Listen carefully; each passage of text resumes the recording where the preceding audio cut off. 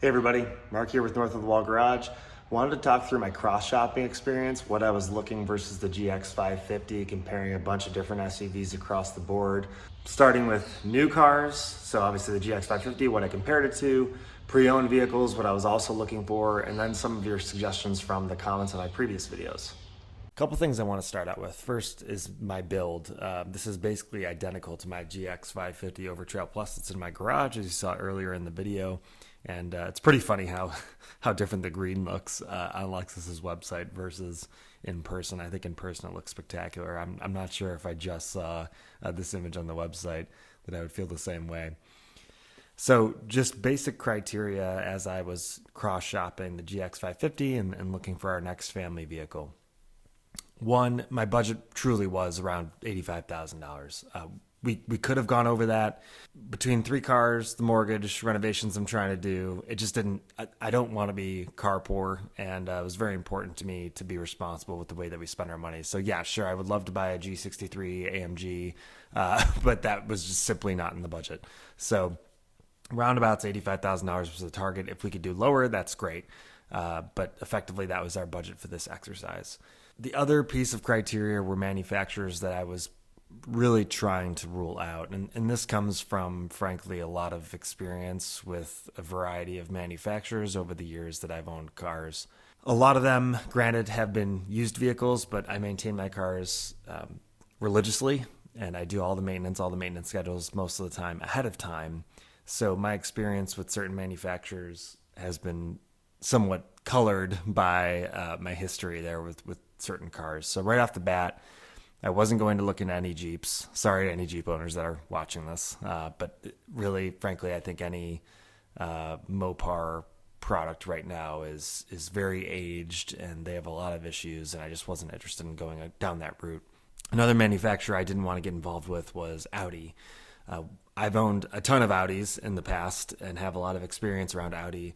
But I had one experience with a 2009 A4 that had effectively a timing chain guide failure, almost detonated the engine based on that issue. It was a well-known issue, and ultimately there was even like a class action lawsuit around the way that Audi was warrantying those parts, and they said they were lifetime parts, but really they were maintenance parts. They needed to be replaced, these timing chain guides. So that detonated at least part of my cylinder head, screwed up a lot of the internals. It was a massively expensive repair on what was relatively an inexpensive vehicle. So that just really colored my experience with Audi. And I say that having had a couple S4s, 2001 B5 S4 and a 2011 Audi S4 as well. So I swore to myself I would never buy another Audi. They have come out with stuff that interests me greatly, like the RS6. And you'll see that later when we talk around, these were the new cars I was cross-shopping, but I also cross-shopped some lightly used stuff. You'll see that Audi got involved in the mix a little bit more. But for my initial search, right off the bat, I was not going to consider Audi. So where did that leave me? Well, ultimately, I wanted something. My other requirements in terms of the way the vehicle handled were, one, it had to be a power upgrade from the GX460, and that wasn't going to be hard to do nowadays since the GX460 had just 300 horsepower. It was a bit of a dog. The second part is it needed a tow hitch receiver. I plow my own driveway. I have a long driveway, and that's just something I do every winter, and we get a lot of snow. So I needed a tow hitch receiver and something that could comfortably move around the snow using that tow hitch receiver since I have a rear-mounted plow. Those were my major requirements, not really anything too crazy, and not anything that would sort of gate my search too much. My preference with I'll call them now trucks is that they are body on frame. I think that's what makes a real truck. I'm not the biggest fan of the unibody architecture that has been proliferating the automotive industry, mainly because I don't know, I just don't feel like an SUV or truck, if you're using it in a truck capacity, should be built on a car's architecture. Having said that, plenty of unibody options that I considered. The Defender and Cayenne, you'll see in a second. So that didn't totally limit me, but these are just more so like deeply held beliefs I have around trucks and cars. Why did I like the GX560? Well, for one, I was a Lexus owner already. I loved our GX460. It was just frankly old, and I wanted to upgrade a few different things on it. I did consider keeping it. I really did.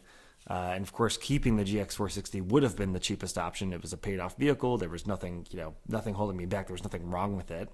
But it was time to upgrade. It was our newest car at a 2016. So I have 3 cars. It was our newest one. I wanted something that was, had all the updated safety features for the family. I was very comfortable and I trusted Lexus's product. So, and I'm not disappointed. I think that has lived up to my expectations. Very happy with the way the GX550 is, of course. But regardless, that's what was pushing me in the direction of the GX550. And the other thing that I really liked, and, common advice would say, don't buy a new vehicle on the first year of release. Yeah, sure. But honestly, it's pretty cool to have something that's like brand new and no one else has. It's just interesting. I like rarity when it comes to cars. If you notice my other cars, they're very unusual.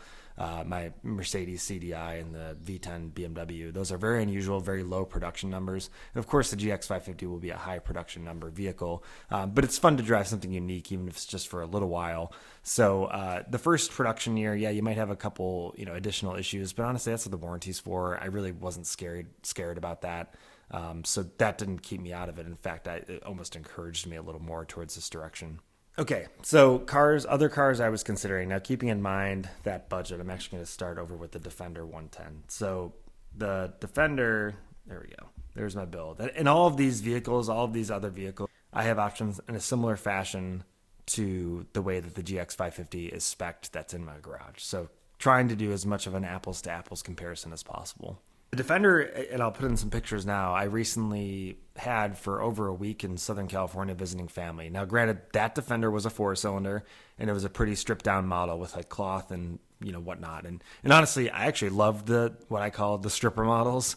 I had a Tacoma stripper model. It's like just cloth, manual transmission. Like, I actually really loved that and was totally willing to do that for the family vehicle. That would have come in way under budget, and frankly, it would have been a very interesting direction to have gone. So although I optioned a Defender that's similar to the GX550 in terms of all these different features, it frankly would have been just extremely tempting to do like a cloth 4-cylinder model and just kind of run the beater Defender. I think that was a really fun option with like steel wheels and just kind of enjoy this Land Rover that's like, stripped out the way a Defender really should be, or at least was, years past the old models.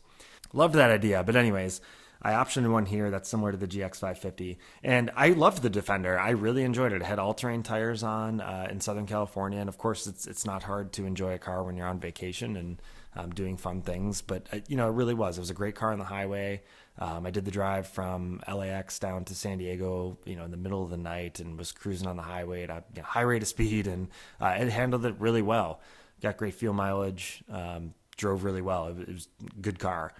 A couple, I think, things is I think this car was released in 2020, I want to say, the new Defender, or maybe 21. But now you're looking at 2024 models, 2025 models. So the tech is a couple years old, and that's okay. Like the interior and whatnot, the tech is actually fine with me. Like I don't need the most advanced thing. I don't need Tesla quality tech inside my vehicle. And I think when you spec it to the GX550 level, the interior is admittedly nicer. Does this like blow my socks off nice? Is this like, I don't know, Mercedes, like AMG high quality or Bentley? No, I mean, it's really not, guys. Like it's a nice interior. I like the way they combine the two colors. They do that a much better job of that than the GX550 with two-tone leather and whatnot. So I think Land Rover does a much better job with that. And I actually like the minimalist style screen that they have integrated into the dash. So no complaints from me in terms of the interior, but I don't think it's like significantly better than the GX550, which has of course been criticized for a boring interior. Frankly, I think it's really in the same category. The color mixing is just a bit better. I really didn't have an issue with the vehicle. I really enjoyed it in Southern California. I thought it was a great car. I really liked the Defender.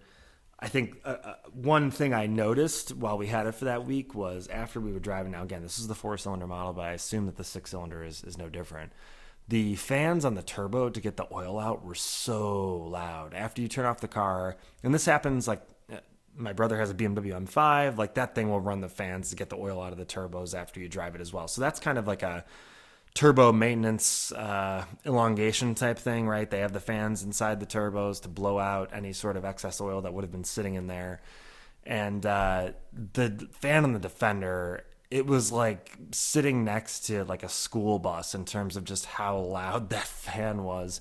trying to get that oil out after we would drive it, I was actually shocked how loud it was. And temperatures weren't that crazy. It was like 75, 80 degrees. It's not like it was 100 degrees in the desert. And this fan had to work like overdrive. So after you'd park the car, this fan would just be screaming for a couple minutes, trying to blow all that oil out. Honestly, that was really only that was like the biggest negative. I think otherwise, for the most part, I was very happy with it. The GX550, like I said, has more updated tech and better tech, like driver assistance stuff, but none of that I really, frankly, care about other than the safety aspect. So that's not what limited me. Honestly, what limited me is Land Rover as a brand. I like Land Rover a lot, but what's really hard to swallow is buying an $85,000 car and then just getting annihilated with depreciation. See it all the time. Like, look at Range Rover Sports, for example. They fall like rocks. British cars depreciate so hard, and I just wasn't willing to like take the depreciation on one of these. Now, granted, I could have bought one a couple years used, and we'll get into that conversation when I cover the used cars. But that was a huge thing for me. And secondarily, there is a reliability component. A family member of mine had a Range Rover diesel, which of course now is the last gen Range Rover, not the newest one that just came out. Great vehicle, awesome build quality, rode like a cloud, but he had a bunch of problems with it. And that story is not uncommon. You hear it all the time with Land Rover. There's always in the shop, whatever. People say that, right? But after a while, it starts to kind of make you question your decision, right? It's like if enough people say that stuff, you're really wondering. Toyota and Lexus obviously have a great reputation for reliability. I know some of you are freaking out about the twin turbo V6. I am not. Look at the V10 BMW in my garage. That is the most infamous passenger vehicle engine ever sold, with the rod bearings and catastrophic engine failure. I am not, and maybe I'm an exception to the rule, right? Maybe obviously a lot of people aren't like me where that type of stuff scares them. It just doesn't with me, especially with a warranty. I'm not worried about it. And I'll get much more into that later. And I think we'll have a very long-tailed conversation eventually about the twin-turbo V6 reliability and what that means. But taking all that out of the equation, Toyota and Lexus has a much better reputation for reliability and frankly, for primary transportation for my family. That also took priority. Okay, so that's the Defender. Again, great vehicle. I love it. I would buy one. I truly would. But for this exercise and what I was looking for, if I was going to buy one, I would definitely get one pre-owned. I would not buy one brand new. Pretty car, though. Enjoy it. A lot of folks have them. I see them around all the time. They're great cars. So that's the Defender, and I know I would have enjoyed it had I bought one, but I didn't for the reasons I previously mentioned. So the next car we're going to get into, and then I'm going to get into then I'm going to get into some German stuff, is the Chevy Tahoe Z71, and here I optioned it similar to the GX550, with a 6.2 liter V8, so I went for the larger engine option just to get more torque figures.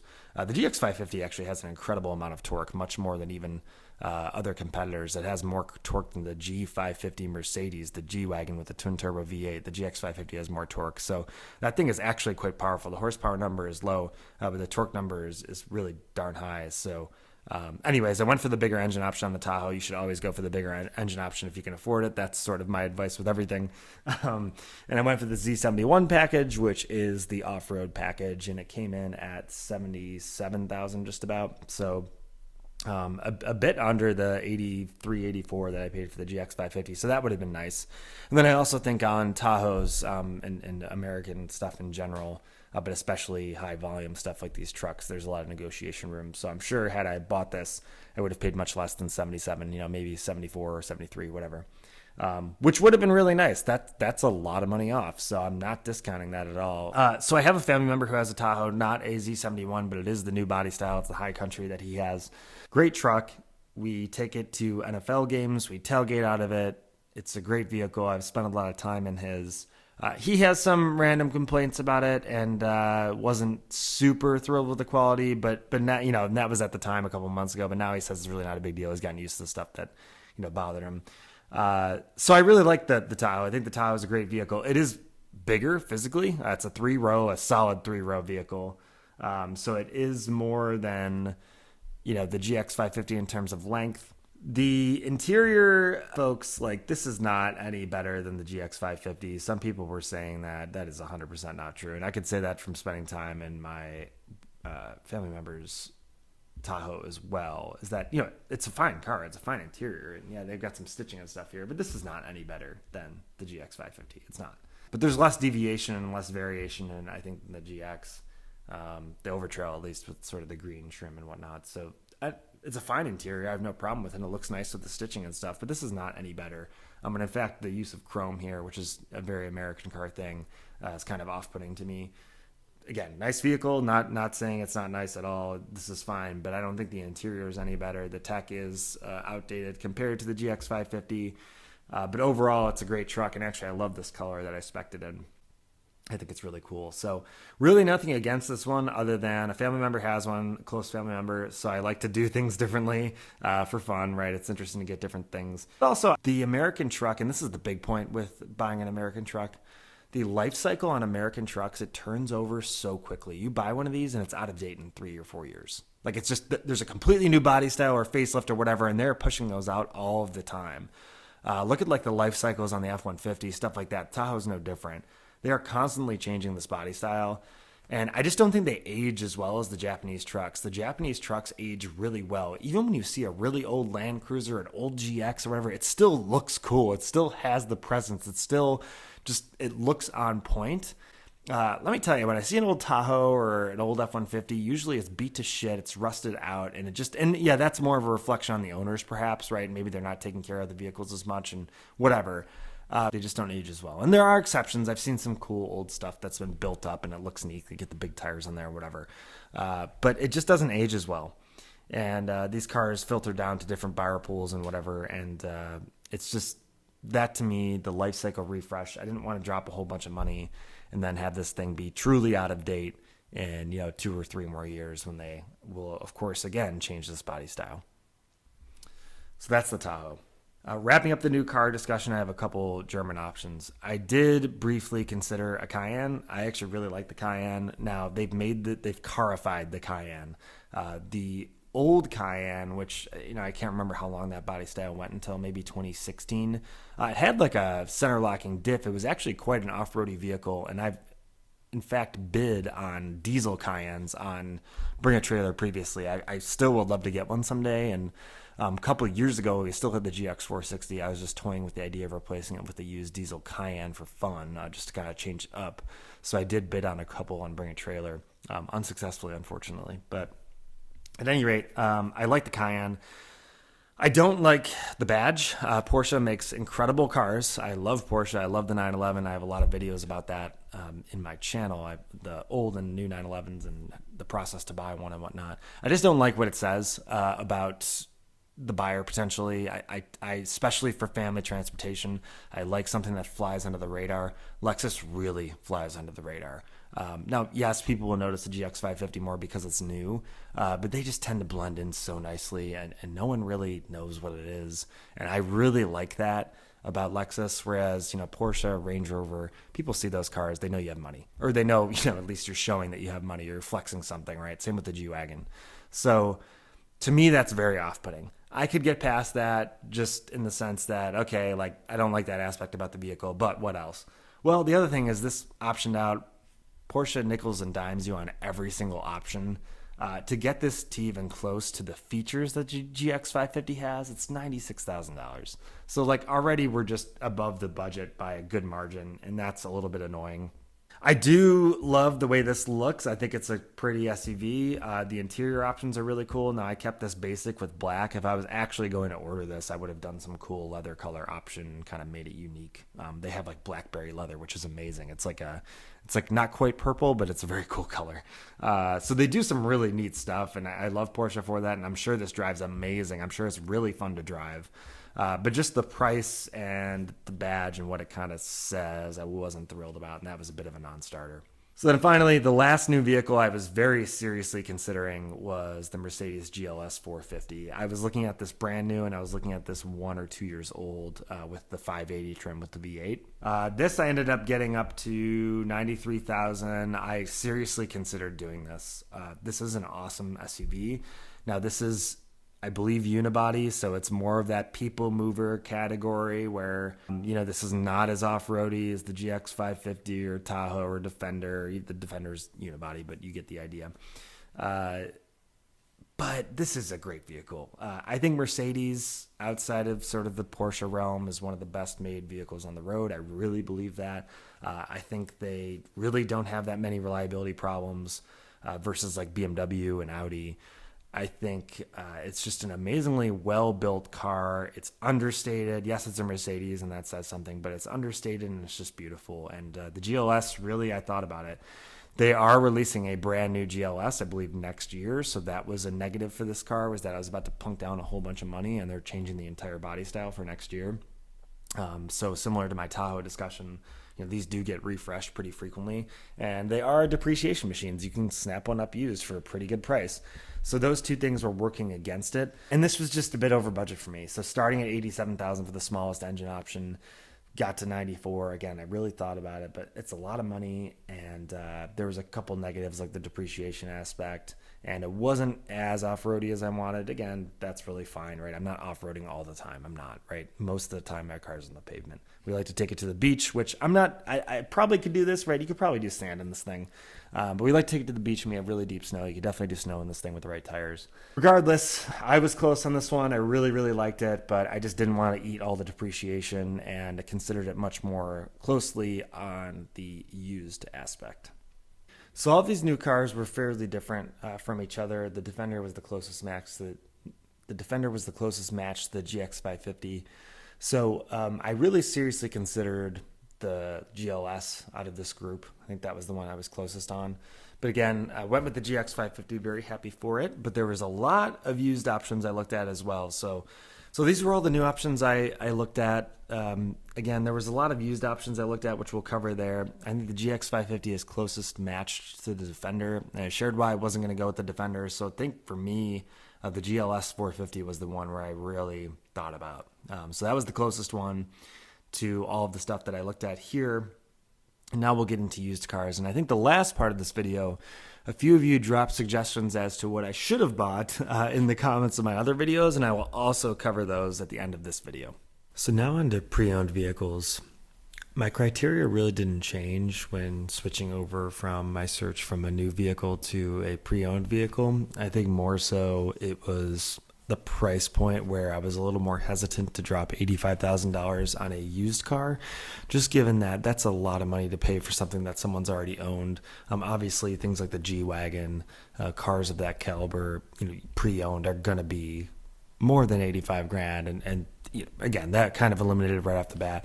Obviously, I would be willing to spend that for the right vehicle, but I was more open in terms of, what the budget could get me. And I think that was the interesting thing about going pre-owned, was that I could have saved a lot up front and just had something interesting and different versus, having my order fulfilled for the new GX550. I know earlier in the video I said I swore off Audi for good after my little run-in with the A4 and my previous experiences. That was somewhat true. However, I discovered these SQ7s not long ago, and they're affectionately known as the Baby Urus. It has a twin-turbo V8. Yes, it's unibody, but I love Quattro. Quattro is probably the best all-wheel drive system on the market. It's a mechanical center diff, so it's really a proper, really full-time all-wheel drive, four-wheel drive, if you will. And with those sport differentials that you can option one of these cars with, you can even get like a rear bias. So they're very impressive vehicles. And with the twin-turbo V8, I thought this would be a really fun car just to put around town. And you'll see that, okay, yeah, I'm going back 3 years used now with the 2021, but for $55,000, this is a ton of car. And you can easily flash tune one of these and get it up into the 700 horsepower range, and these things they'd be ridiculous. So that was kind of like a funny thing to mess with mentally. I was thinking about, building out an SQ7, just making it like a Urus and kind of having something ridiculous and V8 and brutish and loud. But, ultimately, for one, I wasn't going to modify heavily a car that's primary transportation, meaning my daily driver. And then two, my previous Audi experience again sort of colored this one for me. And although, it's kind of interesting, these are all sort of boringly optioned, but they are quite nice inside, and you can get some interesting colors on the outside if you're willing to hold out for something cool. Even this blue is really nice. This one has a little bit too many miles for me to be interested, or would have been interested at 62,000 miles. I think I would have targeted something in the 30,000 mile range, but these can be optioned really nicely, and they have beautiful interiors. Certainly, any sort of concerns about the GX550 interior, well, this is going in the complete opposite direction. They have the quilted leather, and this is more of a normal black looking interior, just black with the quilt, but you can get some really cool colors, and the cross stitching's beautiful, and there's the integrated shoulder headrest seats that come in the S and RS vehicles for Audi. So Audi knows how to do a good interior, and this car is no exception. So I think this would have been a really cool car. It would have been a totally different direction. It would not have been sort of the off-road beast that I was looking for. So I probably wouldn't be taking this as a beach rig on the sand in North Carolina or anything like that, but it would do great in the snow with Quattro. I already know that. I would have bought snow tires and kind of made this what I needed it to be. So cool car, but my previous Audi experience just really colored it. I still think, had RS6s been in the $75,000, $80,000 range, and I could have talked some other folks in my household into driving a wagon, I think that would have probably changed us over to that. But the SQ7, again, great vehicle, very interesting, very quick, but just wasn't the right fit. So I talked about the Mercedes GLS a bit and how that would have been my runner-up if I was going to buy a new car. But again, at the $96,000 range, it was just too much money. The 580 is really, and those were for the 450s. That the 96 grand was for the 460s with the, I think it's an inline six with a mild hybrid. The 580 had the twin turbo V8, and pretty cool car, especially since Mercedes has announced they are totally phasing out V8s for non-AMG. It would have been a neat opportunity to snag a V8, SUV, a V8 GLS or a V8 Mercedes before that phase out is totally complete. So new, you can see these new ones are, with a couple thousand miles on it, 120 grand. They're just depreciation machines. So with a few miles on them and a couple years old, they're into the 70s and 60s. These are awesome cars. I talked about it already in the new car segment. The GLS is a beautiful people mover. I think it's very, very well made. You can option it with the trick suspension that bounces up and down, which is kind of funny. That's like supposed to be the tech that frees it from the, snow or sand or whatever it's in. But I just think these are spectacular cars. And if I was going to go used, this would have been right up there. I just think they're awesome with the V8. And again, I'm looking at like 70 grand here or whatever, but you can go back, and if you're open to the V6, or the inline six, which I would have been had I bought new, the numbers are much more palatable. So you can, easily down, let's see here, not hard to find something with reasonable miles for 60,000. And that's with the inline six. So, this was a very attractive car to me. I still think about this one every now and then, just because I think Mercedes builds a great car, and I've yet to be proven wrong on that. And I've owned a few and spent time with plenty. So, I'm definitely becoming a Mercedes fanboy, and definitely thought about buying this one. Wrapping up pre-owned vehicles here, the last serious consideration I was making for a pre-owned vehicle was the last generation Range Rover now this is the important part, with the diesel power plant. I think, the Range Rovers, there's no doubt about it, although they have plenty of electronic issues, I think they're very solidly built from a construction standpoint. And if you've ever ridden in one, the ride quality with the air ride and the double insulated glass, it's spectacular. It really is great. And with the diesel power plant, these actually get excellent fuel mileage, and was just kind of like an interesting daily driver. But similar to, what I mentioned for the new cars, the Porsche Cayenne, the Range Rover has like a certain status aura around it that I find unappealing. I don't really want a car that stands out too much for my daily driver. Sports car is a different story, but for my daily driver, especially you're going all over the place, all over town, I just don't like how flashy the Range Rover is. And that's one of the many beautiful things about, for example, a Land Cruiser, is that, it's a $90,000 brand new vehicle. The old Land Cruiser, I'm talking about the 200 series for my Toyota fans out there. It was a $90,000 vehicle brand new, and no one would ever know unless they knew cars. So you could drive that thing anywhere, and it just looked like a Toyota SUV. The Range Rover obviously is not that case. It's a pop culture icon to an extent. So, what I would have targeted here was something in the, $50,000 to $70,000 range. I'm going to sort by mileage here and see what we can get. Again, diesels, they're spectacular in terms of lifetime, and usability and all those things. So a diesel vehicle with 60,000 miles on it's really nothing. Yeah, and you can see, depending on how far back you are willing to go, I think, I would target something a little bit newer around the 2020 range. 2020 Range Rover with the diesel power plant for $52,000 and 40,000 miles. I'm sorry, that's a great deal. It just is. So that's a lot of car for the money. And I think this would have been a spectacular daily driver. It would have done everything I needed it to do. I would definitely take this on the beach. It's a freaking Land Rover. Let's go. Slap better tires on it. Would need the towing package to do my driveway, things I've talked about with the GX, but I could have definitely made this work. Again, what was just a little bit off-putting was sort of the status aspect around it. And not to mention, it is a, generation old. So you're still shelling out 50 grand for a car that's already past its prime. It's, the new gen's already out. Now, I do think Range Rovers age well. I think they're very cool, even like going back to the L322. I think I know my Range Rover chassis from like the early 2000s, the very boxy one with the clear taillights. I think those have aged wonderfully. I think basically every generation Range Rover has aged really, really well. So I think they are classy cars despite the generation. But again, if you're laying out all that cash, it's nice to know you got something a little bit newer and fresher.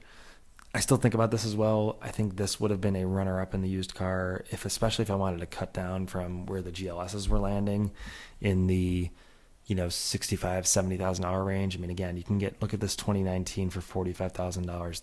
That's amazing. Ton of car for the money. I still think someday I might grab one of these and replace the diesel Mercedes I have, just as kind of a fun little daily project. So I still think about this one as well. These would have been cool, and it would have been cool to save a little bit of cash, but ultimately, again, decided towards the GX550 for the reasons I've previously mentioned. Lastly, I thought it would have been fun to respond to some of the comments that I received in my other videos about what I should have cross-shopped, what I should have looked at.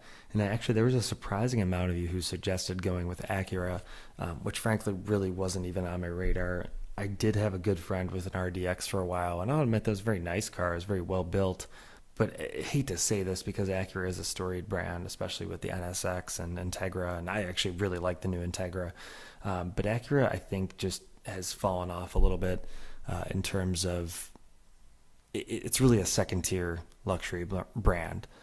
Second-tier luxury brand I would define as, again, all these manufacturers make nice cars. I'm not putting them down. Acura, Lincoln, hate to say it, sometimes Cadillac, and I love Cadillac. My dad had a CTSV, the first generation when I was growing up, and I took my driver's test in that car, so I have a very fond spot in my heart for I think very highly of Cadillac, but let's be honest, sometimes they're second tier. And yeah, some of you might throw Lexus in there, but I do think Lexus is a cut above Acura. I just do. And nothing against Honda. I had a Honda motorcycle, love Hondas in general. But again, Honda, even as a car brand, I think is kind of struggling to find its place. Other second tier brands, Infiniti. So you have a lot of, like, honestly, Jaguar. You have a lot of brands sort of in that mix, and I just don't think they elevate themselves to the BMW, Lexus, mercedes-benz, Porsche, brands like that are truly at the top of their game and producing relevant products every day. So that's just about Acura in general. The other thing was, these are attempts at performance SUVs without, I think, much going for them versus the other used cars that I was looking at, like the Audi SQ7 or Mercedes GLS. Now, granted, this is a very nice interior. I think Acura does interiors pretty well, especially relative to Lexus, no doubt about that. But I even think this is probably an interior that's competitive with the SQ7 that I was showing before. But the power plant, and for what it is, it just doesn't speak to me as much. Frankly, let's see, the MDX was the recommendation. And so the MDX offers a turbo V6 at 355 horsepower. And the GX is 350 horsepower, give or take, and probably makes a lot more torque, I would wager, than this 3-liter V6, especially since they're not advertising that number.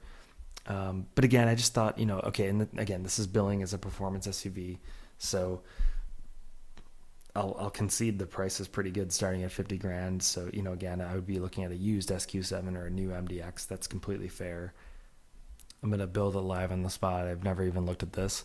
Again, would have absolutely gone with, okay, so this is interesting. Look at that jump. So now all of a sudden, if you go for oh, I see. Okay, so if you're at the base V6, you're in the 50 grand spot, but to get the turbo, the one that's actually competitive to the stuff we've been looking at, you're at 68 grand already. and you want massaging seats like the Lexus has. Now, granted, seems like it comes with air suspension, which is pretty nice. But even a power lift gate, then you're at 73. So I'm just not going to spend $74,000 on an Acura unless it's an Integra Type S. But even then, those are 50 grand, brand new. So nothing against this car. I think it's cool for what it is, and I could definitely like option it out and kind of make it my taste. But it's just not what I was looking for. I would have gone a different direction. If I was looking for this type of SUV, I would have gone pre-owned. So that's Acura. One of you intrepid commenters suggested the Ineos Grenadier, which I think is a hilarious suggestion. I definitely like it. And for those of you not familiar with Ineos, it's a French brand, or I should say, I think it's an English brand that builds these cars in France. I'm getting it confused, but they're built in France. They have BMW power plants, and they're basically supposed to be modernized old Defenders, but under this new badge. And they have no association with Land Rover, but they look like old Defenders. These are really cool. I'm not going to lie. I definitely like them. Too rugged for like daily use and family situations, I think. They're really neat, unique cars. I really do like these, and I've seen them around at Cars and Coffee and events like that. But ultimately, for daily driving, it's just a little bit of a step too far, especially since where do I get it serviced? I take it to a BMW dealer, and like it's just, especially in my market, which is a smaller market, upstate New York, what do you really do with that? So really cool car, really cool truck. I definitely like it. I like that someone's innovating and bringing out new stuff and sort of new packaging for even old ideas. I think these are really cool. Just definitely too rugged to like put my kid in there with a car seat and have my wife drive it. It wasn't going to work. So neat. And well into the 80s with this, so you're going to drop 80 grand in a brand that no one's ever heard of. It just is a little too risky for me for a daily driver. Next suggestion was Volvo XC90, and I know the XC90 quite well because a family member has one, and they're really beautiful SUVs. And when these came out, I think like this body style came out like in 2016 or something, or 2018 maybe. So it's an old body style now, and it's still a pretty SUV. It looks really nice, but it's an old body style. And Volvo, I like their wagons a lot. I definitely like Volvo as a brand. I think it's a little bit offbeat, and that's another brand where it kind of just goes unnoticed, which I find appealing. But the XC90 has been out for a really long time now, and it's not really truckish. It's more that unibody class, and I just think there were better options in the unibody range for me. So, and once you option these out, again, if you're looking new, you're going to start racking that tab a little bit. So if I start with the Ultimate, which again, these are just 5 cylinders, I think. So it's really, okay, no, it's a 6-cylinder mild hybrid. So pretty SUV. I think they're very classy and neat looking, but it just doesn't speak to me and what I needed. And again, for what this was, it just made a lot more sense for me to get, if I was going to be looking at something like this, I would just have gone with the SQ7 or the GLS.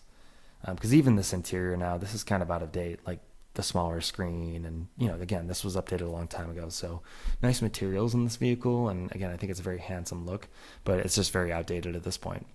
And then of course the Land Cruiser. So I did an initial video with the new Land Cruiser, or talking about the new Land Cruiser when the announcement first came out, and I find the new Land Cruiser very cool, but the inline four, the hybrid, was an almost automatic no for me. I wasn't looking for a hybrid vehicle, and if I wanted a hybrid, I would have went like the mild hybrid route, which just sort of adds to the power of the vehicle and is not really for any sort of like efficiency sake.